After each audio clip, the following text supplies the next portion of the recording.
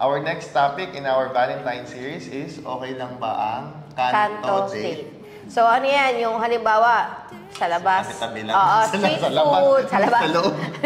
Street food, ganyan. Hindi ko sabihin, sa akin, ako personally, dahil mahilig ako sa street food kasi, na tao. Eh, okay sa akin. Siyempre, kung ikakanto date mo, hindi naman kumakain ng isaw, barbecue yung partner mo, hindi na ma-appreciate yun. Pero sa akin, na mahilig ako sa ganun, street food, kwek-kwek, yung mga ganyan, fishball. So, kahit na dun mo ko yayain, ay, go ako. There's a stage ng buhay, phase ng buhay, lagi ko yung sinasabi, na okay lang yun.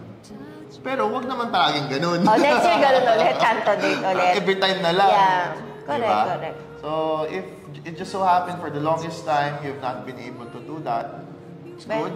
Or pag sa umpisa pa lang kayo, wala pang budget, pwede yun. Pero wag palaging ganun. Yeah. Look forward in improving things on how you spend time with each other. Correct, correct.